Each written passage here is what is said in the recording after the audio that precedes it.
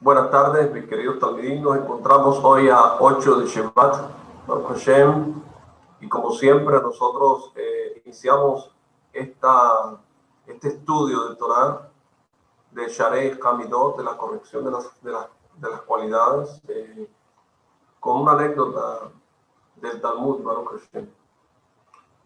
En la época de Rabbi Shmuel Bar Nachmani, una gran hambruna y una terrible epidemia hubo. Y debido a ella, la gente caía como moscas, morían. Entonces la gente le preguntó, ¿qué hacemos? ¿Pedir al Eterno que se termine estas dos calamidades? No se puede pedir dos cosas a la vez. Mejor roguemos que finalice la epidemia y el hambre ya veremos cómo la soportaremos. Y Rabbi Shmuel les dijo, mejor pidamos que termine la hambruna, porque cuando el Eterno da pan, da también vida. Baruch Hashem. Ok, nosotros iniciamos este estudio de Sharei Hamidot, siempre para la elevación del alma del rabino Jaime Pinto y el cabot de la familia Pinto en Francia y Marruecos, en especial del rabino David Jania Pinto, en el cual nosotros basamos la mayoría de estas enseñanzas y hacemos un resumen de lo que vimos la vez pasada. La persona no debe buscar su propio honor a expensas del honor de su prójimo. Hablábamos. Y decíamos que quien hace, ¿verdad? Quien lo hace no es considerado un fiel servidor de Hashem. Entonces, con referencia a aquel que tiene mérito y les da mérito a los demás, como Moshe Rabenu, está escrito, afortunado aquel que llega aquí, o sea, al Olam Haba, con su estudio en sus manos. Y esto fue lo que dijo Hashem, y verás mis espaldas, que no hay que utilizar la honra, ¿verdad?, para propósitos egoístas, sino para brindar honor a Hashem, que de este modo uno recibe su recompensa en el mundo venidero. La persona también debe hacer todo lo que esté a su alcance para ayudar a su prójimo, no como lo hizo Noah, ¿verdad?, que pensó solo en sí mismo y no salvó a las personas de su generación. Entonces no se entiende por qué nuestros sabios afirman que Noah era un hombre de fe débil, ya que sabemos que construyó el arca durante 120 años, advirtiéndole a su generación que vendría el diluvio. Sin embargo, cuando comenzó la lluvia, no entró al arca porque no creía que realmente Hashem provocaría un diluvio, y solo entró cuando lo forzaron las aguas. Noah fue un sadik que cuidó la santidad de su Brit Kodesh y cuidó sus ojos. Por eso halló gracia ante los ojos de Hashem. Sin embargo, falló al no salvar a su generación y no preocuparse lo necesario por el honor de los demás, afectando en consecuencia también el honor divino. O sea, la persona que se permite enojarse manifiesta que está preocupada por su propio honor y en consecuencia corre el riesgo de llegar a quejarse contra Hashem, y eso destruye su fe. Entonces, el versículo dice, cuando el hombre tiene alguna preocupación, es bueno que converse, ¿verdad?, de ella con alguien. Entonces, eso nos obliga a escuchar las preocupaciones de los demás, y cuando no lo hacemos, nosotros mismos retrasamos las bendiciones o la redención. Baruch Hashem. Entonces, los alumnos de Rabbi Akiva se amaban los unos a los otros con todo el corazón y con toda su alma. Y solamente cuando fueron castigados debido a que pensaban que el otro estaba en un nivel tan elevado que no necesitaba ninguna clase de ayuda, si ellos fueron castigados, ¿cuánto más debemos cuidarnos nosotros de que esto suceda? ¿Verdad? Entonces, solamente al ayudar al prójimo puede acelerar la redención final. Y ese fue el error de Adán Harrison, que no reprendió a su mujer y en consecuencia él mismo terminó pecando. Esta es la lección para todas las generaciones, ¿verdad? Y tenemos la obligación de reprender al otro y también honrarlo como es debido, porque así aumenta la gloria de Hashem y su nombre es exaltado en el mundo. Vamos, Hashem. Entonces ahora iniciamos nosotros, ¿verdad? Con la segunda parte de esta, de exaltar nosotros al prójimo. Entonces debemos preocuparnos nosotros sinceramente por nuestros semejantes. Y decimos que había un hombre de Ramataim Sofim, del monte de Efraín, cuyo nombre era Elcana, ¿verdad? Y tenía dos mujeres, una se llamaba Haná y la otra se llamaba Penina. Y Penina tenía hijos, pero Haná no tenía hijos. Eso está en Shmuel capítulo 1, versículo 1. Más adelante la Torah narra que Haná tuvo el mérito de tener un hijo. Entonces el profeta también describe la manera en la cual Penina le provocaba sufrimiento a Haná a fin de que ésta rezara desde el fondo de su corazón para que Hashem le respondiera.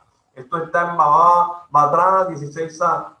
Entonces nosotros, nuestros sabios, ¿verdad?, dan testimonio de que las intenciones de Penina eran puras, tal como está escrito en Shmuel 1, ¿verdad?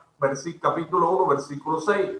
Y su rival la provocaba con saña para exasperarla, porque Hashem había cerrado su matriz. Y Rashi explica que lo hacía para provocar que rezara. Entonces, a pesar de que las intenciones de Penina eran puras, de todas maneras fue castigada tal como está escrito, ¿verdad? En Shmuel, primero, capítulo 2, versículo 5. Mientras la estéril dio a luz 7, la que tuvo muchos hijos languidecía. El Midrash cuenta que por cada hijo que Haná daba a luz, Penina enterraba a 2 de sus hijos, hasta que Haná dio a luz a 4 hijos y Penina sepultó a 8. Cuando Haná esperaba a su 5.º hijo, Penina temió perder a los 2 hijos que le quedaban. Entonces, finalmente fue y le pidió perdón a Haná. Y Haná rezó pidiéndole a Hashem que no se llevara los 2 hijos que le quedaban a Penina. Y Hashem le respondió, aunque estaban destinados a morir, ¿verdad? Debido a que rezaste por ellos, le dijo, para que vivan, los dejaré vivir y serán considerados como tus hijos. Por eso dice en Pesictar Rabatí, al final del capítulo 43, que dice, o la estéril dio luz a 7 porque se le agregaron los 2 hijos de Penina. Entonces, ¿por qué Penina recibió un castigo tan severo? Después de todo, ella actuó teniendo en cuenta lo que sería mejor para Haná. Entonces, la explicación es la siguiente. El versículo dice que cuando el Cohen Gadol, Elí, vio a Haná rezando, pensó que se trataba de una mujer ebria, ¿verdad? Y Elí le preguntó, ¿cuánto tiempo más seguirás ebria? Aléjate del vino. Y Haná le respondió, no, señor, yo soy una mujer apesadumbrada, no bebí vino ni ninguna otra bebida fuerte, como está en Shmuel 1, 13 al 16. Y Rashi interpreta las palabras, no, señor, ¿cómo? Tú no eres señor ni amo con respecto a esto. Tú mismo te das cuenta de que no posees espíritu de profecía, porque si no, habrías sido capaz de percibir que no estoy ebria. Luego está escrito que Elí la bendijo diciendo, ve en paz y que el Dios de Israel te conceda aquello que le has pedido. Su bendición se hizo realidad y al año siguiente nació el profeta Shmuel. Entonces Elí rezó por Haná y su plegaria obtuvo respuesta. Porque Penina no rezó por Haná. ¿Por qué pensó que provocarla era la mejor manera de lograr su objetivo? Entonces vamos a explicarlo, ¿verdad? De la siguiente manera. La persona que tiene un interés personal es determinado en cualquier asunto, no es capaz de percibir el dolor que puede provocarle a su prójimo, incluso sin tener la intención de hacerlo. Al contrario, está segura de que todo lo que hace es con buena intención, por amor al otro. Pero la verdad es que está prohibido afligir al prójimo, sin importar la pureza de las intenciones que tenga uno. Entonces, ¿por qué? Porque únicamente Hashem y los sadiquín más grandes son capaces de presentarle una prueba a la persona, y solo ellos son capaces de saber hasta qué punto pueden causarle pena, para que la persona sola obtenga provecho de esa pena y para que no sufra ningún daño por su causa. Tan solo los más grandes sadiquín pueden deshacerse de todo interés personal, elevarse por encima de todas las consideraciones ajenas y tener en cuenta solamente el genuino bien del prójimo.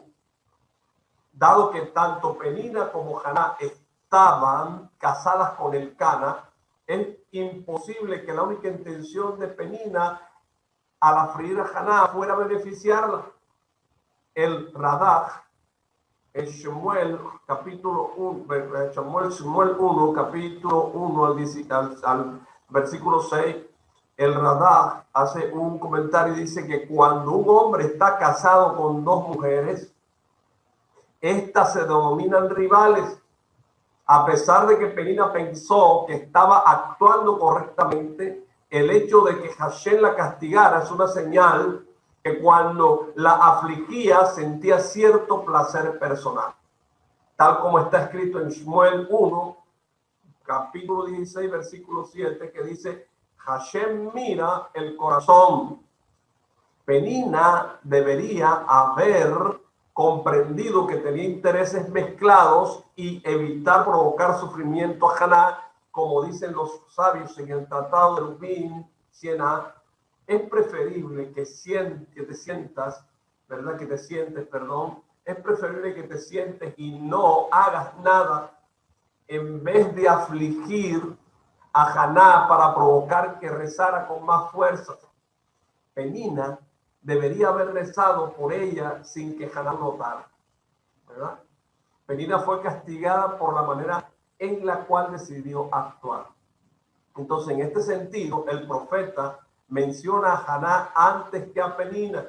La primera se llamaba Haná y la segunda se llamaba Penina. Esto significa que el Cana amaba más a Haná. Y a pesar de que era estéril, obviamente Penina lo sabía y por eso era casi imposible que pudiera actuar puramente por amor al cielo. Entonces, el Cana le dijo a Haná: para ti yo valgo más que 10 hijos, es decir, yo te causaré más bien a ti que a Penina, que tiene 10 hijos. Entonces, bajo estas circunstancias, Penina seguramente sintió algún grado de placer al provocar a Haná, a pesar de pensar que actuaba en su beneficio. Entonces, encontramos que exactamente lo contrario ocurrió en la relación entre Rachel y Lea, ¿verdad? Ambas estaban casadas con Jacob, mientras que Lea tuvo muchos hijos, Rachel no quedaba embarazada. Sin embargo, cada una buscó el bien de la otra. A pesar de que Lea se había casado primero con Jacob, gracias a que Rachel no quiso avergonzarla, ella no trató a Rachel como su rival. A pesar de que Rachel era estéril, Lea nunca la provocó para que rezara. Entonces también Rachel actuó con amor y consideración cuando le pidió a Lea las mandrágoras, los dudaim, ¿verdad? Que le habían llevado Rubén. Entonces Lea aceptó dárselas, pero Rachel sabía que Lea se sentía molesta y por eso cambió lo permitido a Lea estar esa noche con Jacob. Entonces, esa noche Lea tuvo el mérito de concebir a Isahar. Esto muestra que Rachel verdaderamente se preocupaba por el bienestar de Lea, ya que deseó que Lea pudiera quedar embarazada esa noche. Entonces también vemos la rectitud, ¿verdad?, de Lea al evitar provocarle dolor a Rachel. Si Lea le hubiera dado sin ninguna condición los dudaim a Rachel, entonces eso había sido una adulación a Rachel, que era la esposa preferida de Jacob. Entonces Lea manifestó su molestia porque Rachel no solo le había quitado a su esposo, sino que también quería sacarle a Judahim. Entonces, a pesar de que por una parte Lea manifestó disgusto hacia Raquel, de todas maneras, nunca le provocó dolor y por cierto rezó pidiendo que quedara embarazada. Entonces, mi querido Talmidim, precisamente en Rosh Hashanah leemos en la Haftarah este episodio, ¿verdad? Dice el Rambán en el Ilhot Tefilá 13:10. ¿Para qué? Para recordar cuánto debemos cuidarnos de no provocar dolor en nuestros semejantes. Enseña a nuestros sabios en Yomá 85b que las transgresiones entre el individuo y su prójimo no logran expiación en Yom Kippur hasta que se obtenga el perdón de la otra persona.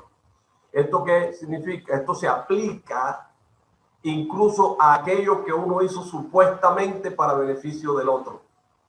Pero debido a que contaba con una pizca de interés personal, terminó provocando un daño al otro. Eso es algo que Yom Kippur no expía y el castigo es gravísimo, como vimos en el caso de Penina. Por eso, el único pecado que no perdona Hashem es tiene que ir uno directamente a la persona que agravió, y por eso es tan difícil reconocer el error frente a aquella persona.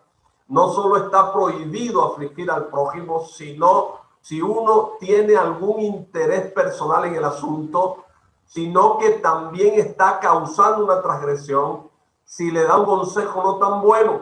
¿Por qué? Porque él mismo tiene interés en el tema. En ese caso, el castigo es gravísimo, tal como explica el Ranjal en Mesilaj Yesharim, capítulo 11, que dice, en lo que se refiere a dar consejos, dice en Torah Kohanim, Baikra 19:14, delante del ciego no pondrás obstáculos. ¿A qué se refiere esto? Se refiere a aquel que es ignorante en cierto tema, ¿verdad? Si te pide un consejo, no le recomiendes algo que no es bueno para él. Por ejemplo, no le digas, vende tu campo o compra un burro para ir después por atrás y quedarte tú en el campo. Y si dices, pero yo le di un buen consejo, Hashem sabe cuál fue tu verdadera intención, tal como está escrito en Baikra 19:14, y temerás a tu Dios. El Mesilaj también enseña que siempre debemos ser honestos al brindar consejo a otra persona, incluso cuando tenemos intereses personales en el asunto. La Torá entendió la manera en la cual, ¿verdad?, piensan los estafadores. El versículo no se refiere a personas tontas cuyo mal consejo es evidente, sino a aquellos astutos cuyo consejo parece tener la intención de favorecer al otro, pero finalmente terminan haciéndole daño. Entonces, ¿cuánta gente comete este pecado en forma diaria y se deja descarriar por la avaricia y el deseo irrefrenable de obtener más y más riquezas? La gravedad de su pecado ya está explícita en el versículo de Nebarim, capítulo 27 y 18, que dice, maldito sea el que haga extraviar al ciego en el camino. En el segundo día de Rosh Hashanah, nosotros leemos la Haftarah de la Akedah, ¿verdad? Y el Rambán en el Ilhot Tefilá, capítulo 13, alajá 10, el versículo dice en Bereshit 22:4, y vio el lugar desde lejos. Entonces nuestros sabios explican en Bereshit Rabá 56:2 que Abraham vio una nube sobre la montaña. Isaac también la veía, pero Ismael y Eliezer no la veían. Y Abraham les dijo, dado que el burro no ve y ustedes tampoco ven, quédense aquí con el burro. Dicen los sabios que el pueblo de Ismael es comparado con un burro. ¿Por qué? Porque Abraham no permitió que Ismael y Eliezer subieran con él a la montaña. ¿Qué importa que no pudieran ver la nube, que era una manifestación de la Shekhinah? Al final de cuentas, habían llegado con Abraham hasta ese punto. A pesar de parecerse al burro, también ellos habían superado todas las pruebas que se les presentó el Satán en el camino, tal como está escrito en el Yalkut Shimon, Bereshit 2:47-99. que el Satán había formado un enorme río para detenerlos, ¿verdad? Entonces, ¿qué problema había en que ellos lo ayudaran a preparar la Akedah?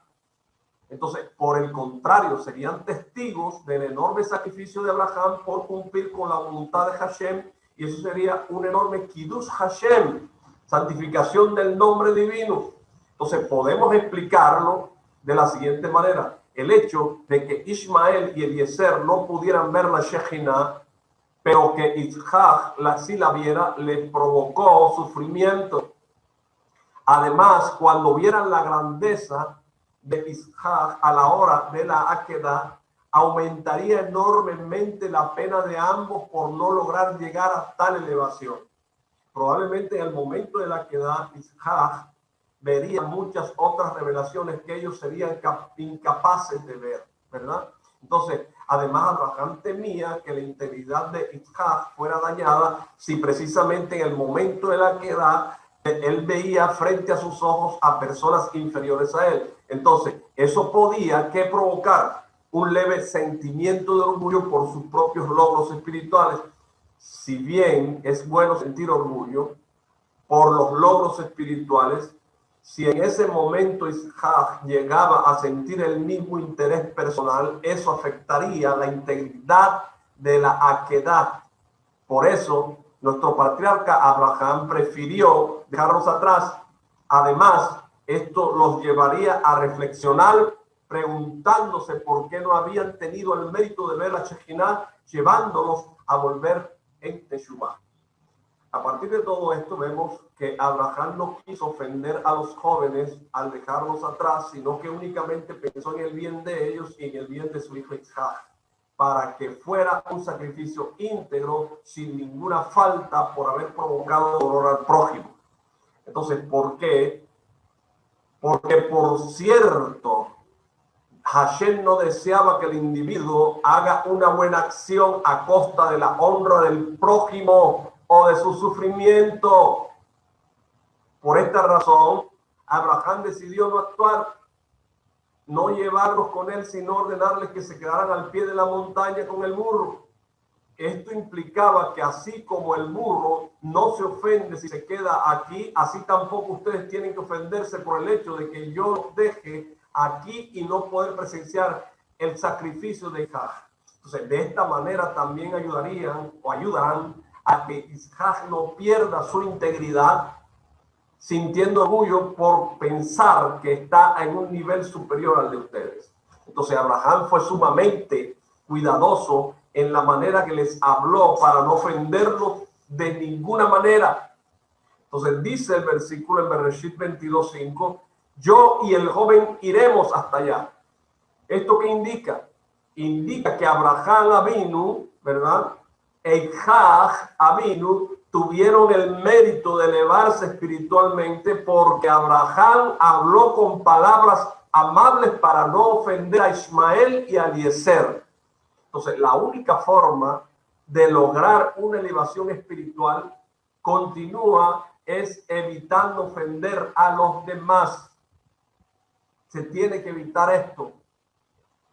Se dice que aquel que trae sangre al rostro de la persona, cuando la persona se sonroja, ya la mató, porque la ofende, porque trae a ella vergüenza. Entonces vemos que este comportamiento le permitió a Abraham llegar al pináculo del temor de Hashem, tal como está escrito en Bereshit 22:12. Porque ahora sé que eres temeroso de Hashem y no me negaste a tu hijo, a tu único hijo. ¿Esto qué implica? Implica a que a pesar de sobreponerse a la misericordia que sentía como padre y estar dispuesto a sacrificar a su hijo, de todos modos se cuidó de no traer oscuridad sobre Isaac. Entonces, la palabra no me negaste, Hazahtá, esta se escribe con las mismas letras que la palabra Joshech, oscuridad.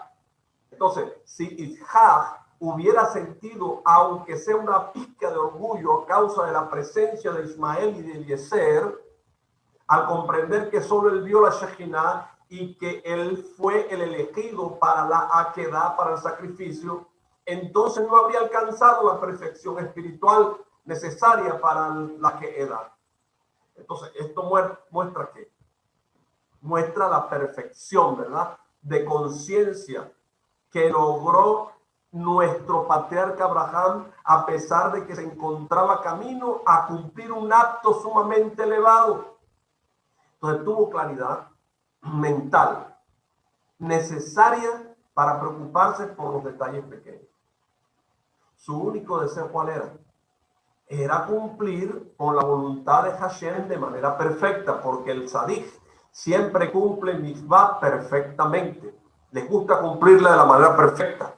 Entonces, sacrificando a su hijo en la forma de vida para que el sacrificio hallara gracia a los ojos de Hashem desde el principio hasta el fin. Entonces, de esta manera, el Satán no podría argumentar que la quedad se llevó a cabo a costa de la autoestima de otras personas. Entonces, esto es un concepto sumamente profundo, ¿verdad? Afortunado de aquel que se esfuerza por realizar todos sus actos, tanto materiales como espirituales, con integridad y sin perjudicar a nadie, mi querido Talmidín. Entonces, por esta misma razón, la Torá dice en Shemot 20:23, y no ascenderás por escalones a mi altar. Es decir, que el individuo debe tener mucho cuidado de no ofrendar sacrificios que contengan siquiera una pizca de escalones, o sea, de orgullo o interés personal. A veces nosotros vemos que dos personas se pelean, ¿verdad? Y estas personas que se pelean, y para reforzar su postura aseguran que se enfrentan en nombre de la Torá, y cada uno asegura que lo único que tiene en mente es proteger el honor de la Torá, cuando en realidad lo que desean es proteger sus propios intereses. Y eso lo vemos mucho en el campo judío, ¿verdad? Entonces, no es difícil distinguir entre una discusión que tiene motivos puros y otra que no lo tiene. La persona que verdaderamente tiene intenciones puras se comporta con moderación, utilizando la lógica para defender su postura y siendo cuidadosa de no ofender ni insultar a nadie, que es algo que la Torá prohíbe. Como dicen los sabios en Coelec 9:17, las palabras calmas del sabio son escuchadas.